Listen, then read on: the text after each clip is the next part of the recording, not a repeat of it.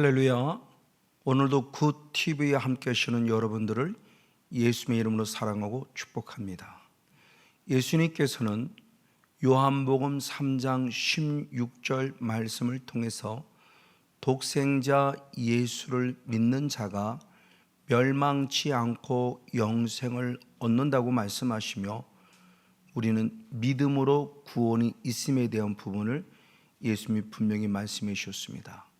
근데 이 믿음에 대한 부분을 또 다른 표현으로 말씀하셨으니, 요한복음 1장 12절 말씀에 영접하는 자, 곧 그 이름을 믿는 자들에게는 하나님의 자녀가 되는 권세를 주셨다 말씀하며, 믿음에 대한 또 다른 표현으로 영접하는 것임에 대한 부분을 또 우리에게 가르쳐 주셨습니다.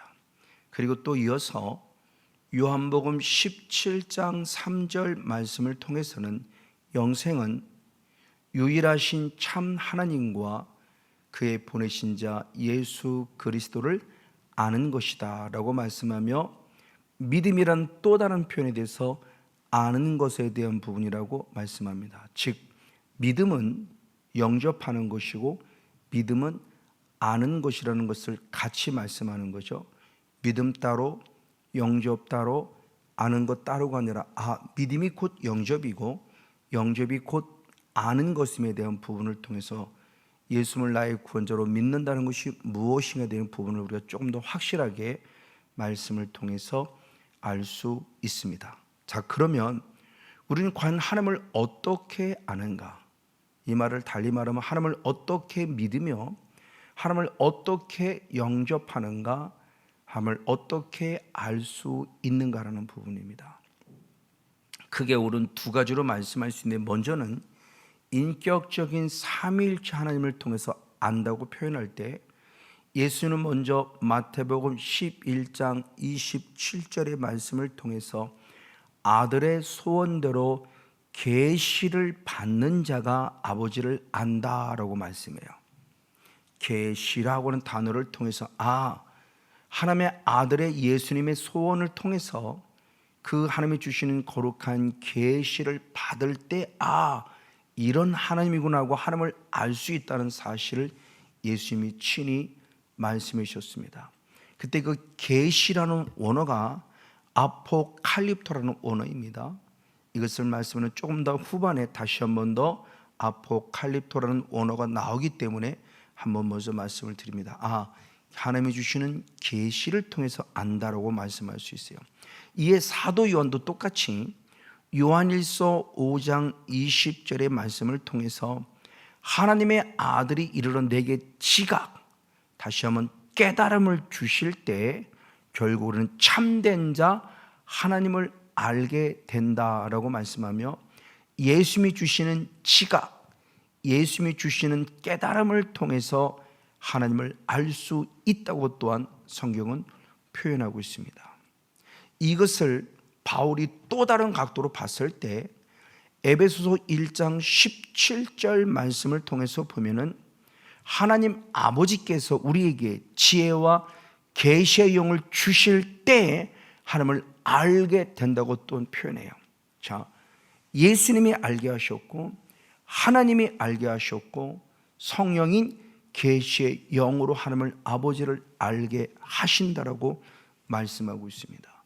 즉 내가 하나님을 알고자 해서 아는 것이 아니고 보고 듣고 배워서 아는 것이 아니라 절대적 삼위일체 하나님의 은혜와 능력을 통해서 하나님을 더 알아가고 예수님을 더 알아가고 성령을 더 알아가고 있다고 하는 사실을 말씀은 가르쳐주고 있습니다.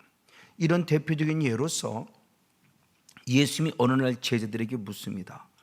마태복음 6장 13절의 말씀에 제자들아 사람들이 나를 누구라 하느냐고 물었습니다.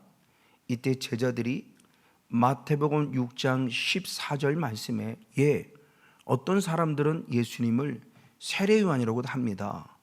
또 어떤 사람은 예수님을 엘리야라고도 합니다. 또 어떤 사람은 예수님을 예레미야라고도 하고요. 또 어떤 사람은 예수님을 선지자 중에 하나라고도 합니다라고 답을 줍니다.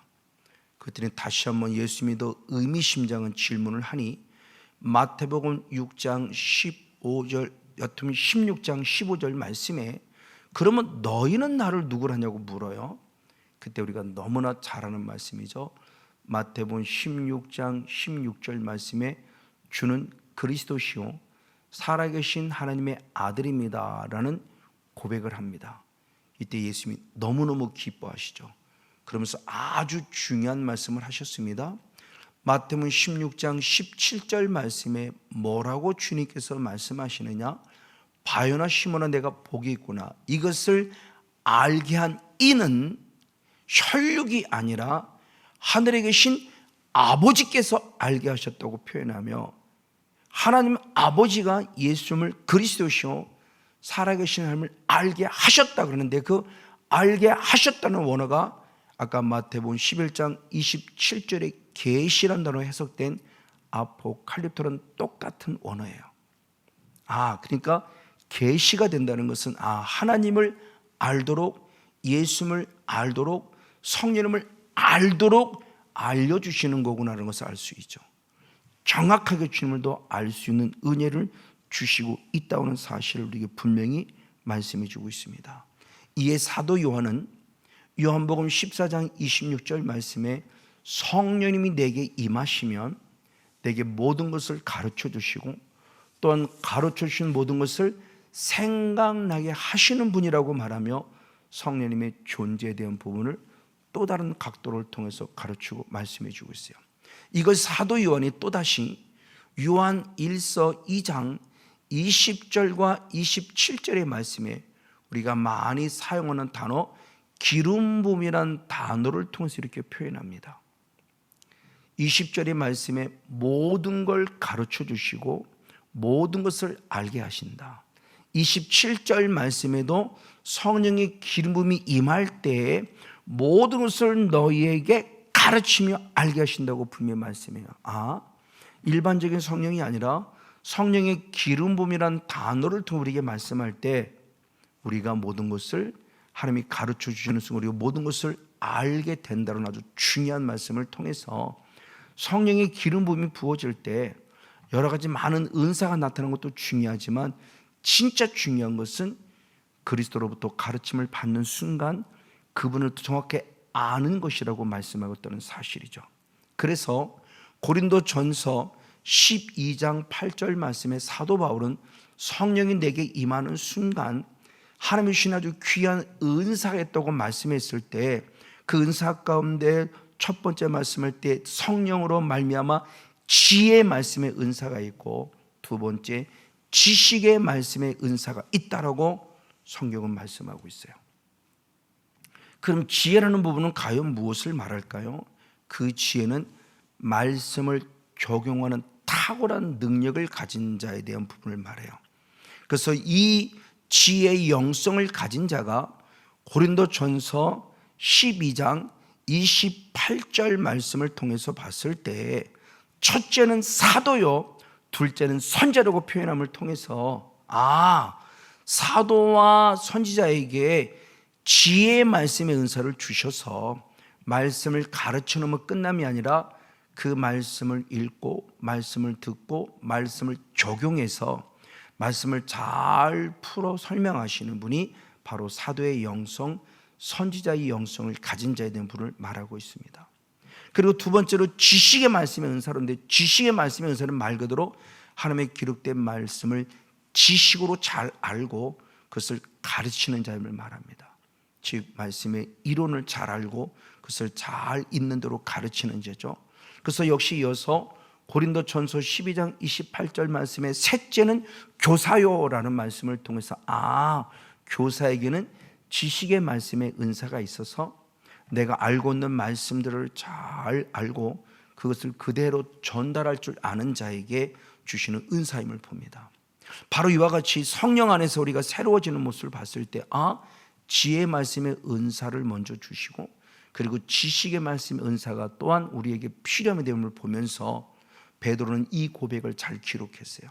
그래서 베드로전서 1장 10절 말씀에 우리 구약의 선지자들이 이미 구원에 대해서 즉 예수에 대해서 잘 연구했고 부지런히 살폈다라고 표현해요.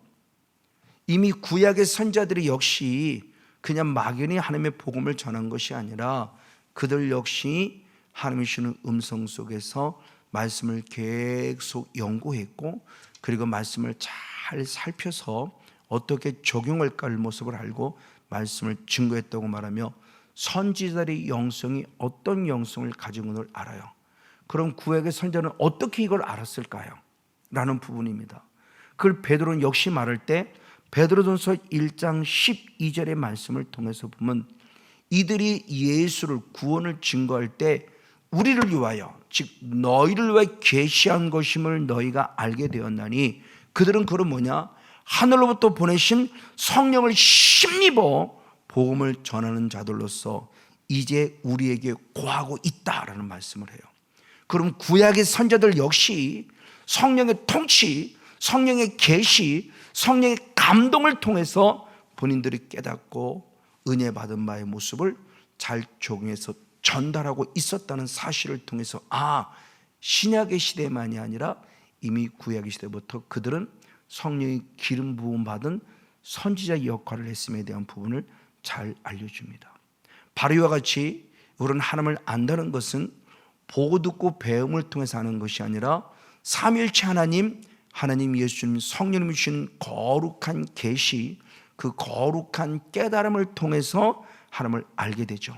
그래서 호세아 선자는 호세아서 6장 3절의 말씀에 여호와를 알자, 힘써 여호와를 알자고 말하며, 그냥 한 번 아는 것으로 끝내면 더 계속적으로 힘써서 주님을 알아감에 있어서 아는 것에 자라가야 한다는 사실에 대한 부분을 성경이 말씀하죠. 이에 이어서 베드로 똑같은 말을 할 때 베드로후서 3장 18절 말씀에 하나님을 아는 것에 자라가야 된다고 분명히 말하고 있어요. 어제보다 오늘이 더 알아야 되고요, 오늘보다 내일이 더 알아가야 되고요, 주님의 품 안에 안기는 그 순간까지 성령의 감동을 통해서 하나님을 더 깊이 알아가는 영적 축복의 주인공 우리 모두가 되어지기를 예수님의 이름으로 간절히 축복하고 축원을 드립니다. 그러나 반면에 또한 이제는 성령의 감동과 감화를 통해서 주님을 알 뿐만 아니라 성경은 하나님의 행하시는 일, 그걸 표적이라는 단어로 사용하고 있어요. 표적과 기사와 이적을 통해서 하나님을 알게 하신다라고 성령은 말씀하고 있습니다. 바로 이런 대표적인 모습이, 하나님은 이스라엘 백성을 애굽으로부터 구원해 내시기 위해서 먼저 하나님은 모세를 통해서 말씀을 주셨고, 아론을 통해서 그 말을 대신 전하게 해주셨고, 그리고 이적을 통해서 말씀을 증명함으로 말미암아 하나님 편에서 주님의 나라 확실히, 그래서 백성들이 믿어서 주님을 예배케 했다고 성경 먼저 기록해요. 그래서 출애굽기 4장 30절 31절 말씀에 아론이 하나님의 모세에게 준 말씀을 듣고 그 말씀을 잘 전했고, 말씀을 전함으로만 끝남이 아니라 이적을 통해서 말씀이 주님을 증명해 줬고, 그 순간 백성들이 하나님을 믿었고, 그리고 하나님을 온전히 경외하는 예배자가 되었다는 사실을 가르쳐 주고 있습니다. 신약의 시대로도 똑같습니다. 빌립이라는 집사님이 사마리아 지역을 전도함에 있어서 사도행전 8장 6절 말씀에 빌립 집사님이 말씀을 전했고, 말씀을 전하려면 끝나면 표적을 보여주었고, 그래서 백성들이 말씀을 쫓는 신앙으로 하나님을 나의 구원자로 믿고 예수님을 나의 구원자로 믿는 삶을 실제로 보여준 거예요. 말씀만 전함으로 끝남이 아니라 아론이나 모세나 빌립 집사님이나 말씀을 전했으면 그 말씀이 진리임을 증명하는 표적과 기사와 이적을 정확하게 보여줬고, 그래서 결국 그들이 하나님을 신뢰하여 하나님을 믿게 만드는 귀한 사역을 이루어간 걸 보게 됩니다. 이런 대표적인 또 다른 예가, 하나님이 이스라엘 백성을 출애굽을 할 때 10가지의 재앙을 일으켰고요, 10가지의 재앙을 일으킬 때마다 하나님이 친히 여러 가지 만을 했을 때 그 목적은 하나님을 알게 하기 위함이라고 그랬어요. 그래서 대표적으로 출애굽기 6장 7절 말씀을 통해서 보면은 애굽 사람의 무거운 것에서, 즉 죄의 짐으로부터 그를 구원해 냈을 때 그들이 결국 누구냐? 하나님을 여호와인 줄 알게 되리라. 아멘. 하나님을 하나님으로 알게 하려고 하나님께서는 우리들에게 표적과 기사와 이적을 보여주었다는 것을 말해줘요. 이 결과를 통해서 출애굽기 14장 31절의 말씀에 하나님이 행하신 놀랍고 큰 일로 직접 봄으로 말미암아 그들은 드디어 하나님 여호와를 경외했고 하나님 여호와를 믿었더라라고 말씀을 통해서 하나님이 행하신 일을 통해 주님을 정확히 믿는 믿음의 열매를 보여주고 있습니다. 이렇게 하나님께서 감동 주기도 하나님의 행하신 일을 보여주는데, 오늘은 또 다른 관점, 행하긴 행하셨는데 눈에 보여지는 것을 한 것이 아니라 하나님의 나를 통해서 표적을 보여줌으로 하나님을 하나님으로 알게 한다는 사건이 기록됩니다. 그게 오늘 본문의 사건이니 출애굽기 31장 13절입니다. 주님 이렇게 말씀하셨습니다. 나의 안식일을 지키라. 그러면 나와 이 안식일은 나와 너의 대대의 표징이라고 말하면서 이 안식일이 표적이 되었다고 그래요. 안식일이 내게 하나님이 살아계시는 모습은 표적, 하나님과 우리 사이에 대대의 약속된 표시, 표징, 표적으로 주셨다고 말씀합니다. 이건 아주 대대의 중요한 의미를 보여주고 있는 겁니다. 이 하나님과 우리 사이에 변할 수 없는 언약인 거예요. 안식이라는 귀한 날이 하나님과 우리 사이에. 그래서 예수님은 스스로 말씀하셨을 때 누가복음 6장 5절의 말씀에 인자는 안식일의 주인이라. 아멘. 예수님이 안식일의 주인이고 하나님이 안식일의 주인이고 성령님이 안식일의 주인임을 통해서 삼위일체 하나님이 안식일의 주인이라는 사실을 확실히 못 박았어요. 자, 그러면 이 안식일의 주인이신 예수님, 하나님 성령님, 그 하나님의 친히 말씀, 하나님의 본질이 뭐냐는 거죠. 안식일을 만드신. 그래서 레위기 11장 45절의 말씀에 나는 거룩하다라고 표현했어요. 그러니까 하나님의 거룩한, 하나님의 본질이 거룩이라는 본질을 가지고 있어요. 그럼 하나님만 거룩하냐? 아니요. 아담과 하와를 창조한 우리들에게 똑같이 말씀합니다.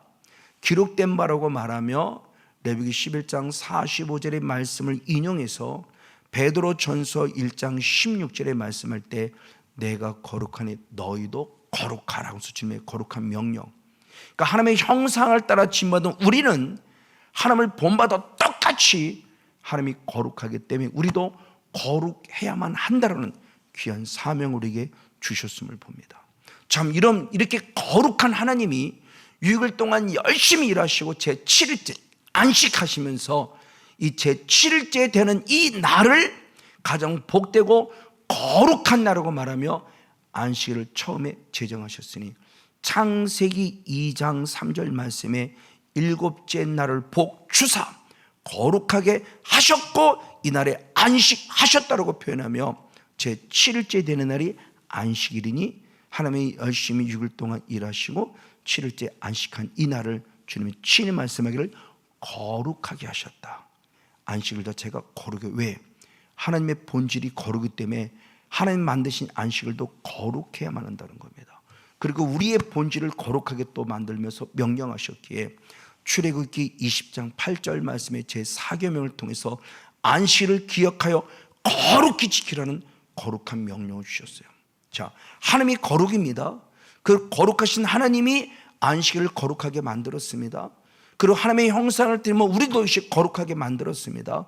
그러므로 하나님의 날은 거룩한 이 날을 우리 거룩성을 입은 우리가 그 날을 거룩하게 지켜야 한다는 사실을 분명히 성경을 통해서 보여주고 있어요. 그럼 왜 안식일을 거룩하게 지켜야 될까? 다시 한 번 더 출애굽기 31장 13절의 말씀을 통해서 마지막 절의 말씀을 보면 나는 너희를 거룩하게 하는 여호와인 줄 너희로 알게 함이라. 아멘. 우리에게 안식을 지킬 이유를 정확하게 말씀해요. 그냥 단순히 예배하라가 아니에요. 하나님을 안식을 통해서 예배하면 예배할수록 나를 더욱더 거룩하게 하시는 여호와를 알게 된다는 거예요. 자, 이 말이 대단히 중요한 말입니다.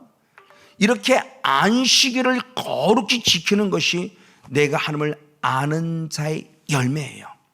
이걸 역으로 표현한다면 안식일을 거룩히 지키지 못한다면 나는 하나님을 알지 못한다는 거예요. 자, 우리의 믿음은 자라가듯이 하나님을 예배하는 믿음도 자라가야 되는데 성막을 통해서 본다면 마당들의 영성으로, 어린아이 영성으로 예배도 있어요. 어린아이 맞게 예배 드릴 때 하나님이 기뻐 받으시는 거죠. 그리고 조금 더 자라 성소의 영성이 들어가면 청년의 영성으로 서는 예배하는 예배자의 모습을 보여지게 되고, 한 단계 더 나아가자 마지막 지성소의 영성으로 아비의 신앙으로서 주님을 예배하는 예배 단계에 대한 부분 속에서 우리의 믿음이 자라가듯이 하나님을 아는 것을 자라가면서 어린은 어린아이 맞게, 청년은 청년에 맞게, 아비는 아비의 신앙에 맞게 주님을 예배해야 한다는 사실을 분명히 말씀해 주고 있습니다. 그래요. 그런데 이걸 반대로 말하면 하나님을 알지 못해요.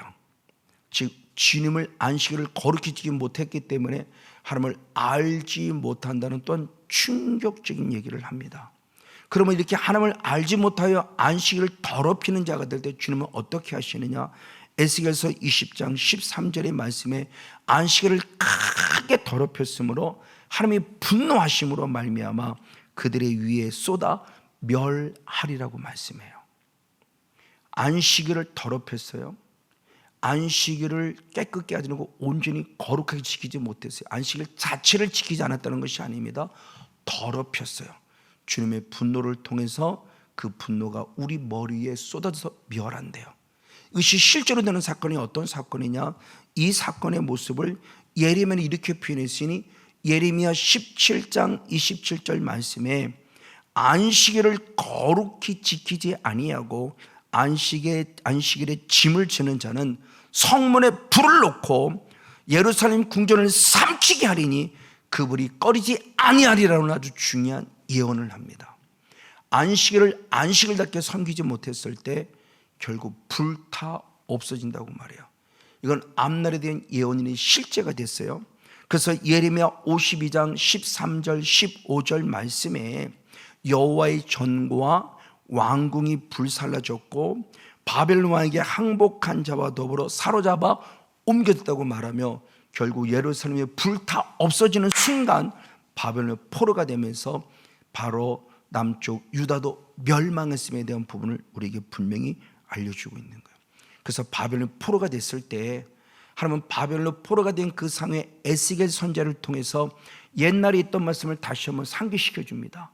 그래서 에스겔서 20장 20절 말씀에 나의 안식일을 거룩하게 할지라 이것이 너와 새 다시 한번 표징이라고 말씀하며 이럴 때 너희가 나를 너의 하나님인 줄 알게 되리라는 말씀을 통해서 다시 한번 포로된 그들에게 참 신앙의 도가 무엇인가를 알려주고 있다는 사실입니다. 그리고 드디어 느헤미야가 마지막 선지자 느헤미야가 느헤미야 10장 31절 말씀에 안식일을 회복해요. 너무너무 귀하죠. 맞아요.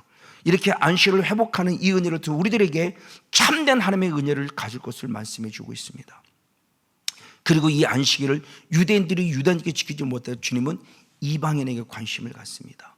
그리고 고자에게 관심을 가지니 이사야 56장 4절과 6절 말씀에 고자가 안식일을 지킴으로 함을 기쁘게 했고 56장 6절 말씀에 이방인이 안식일을 더럽히지 아니함으로 하나님을 기뻐하는 자라고 인정받고 하나님 이 사람들을 이사야 56장 2절을 통해서 안식일을 더럽히지 아니한 고자와 이방인들이 하나님 앞에 복이 있는 자들라고 말하며 축복의 사례를 말해요.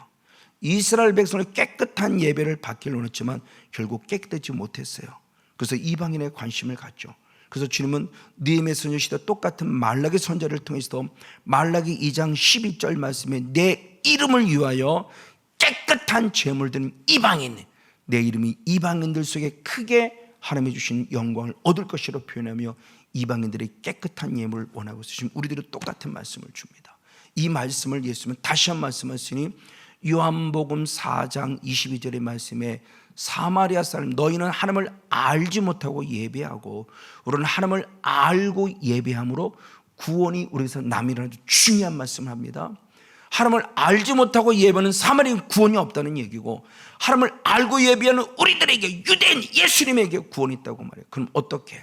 그래서 마지막 요한복음 4장 24절의 말씀에 영과 진리로 예배하는 자가 하나님을 알고 예배하는 자에게 저 여러분 하나님을 더 아는 것에 자라감을 통해서 지성소의 영성까지 주님을 깊이 예배하는 예배의 승리자가 돼서 하나님 나라와 의를 이루어가는 복된 주인공 우리 모두가 되어지기를 예수님의 이름으로 간절히 축복하고 축원을 드립니다.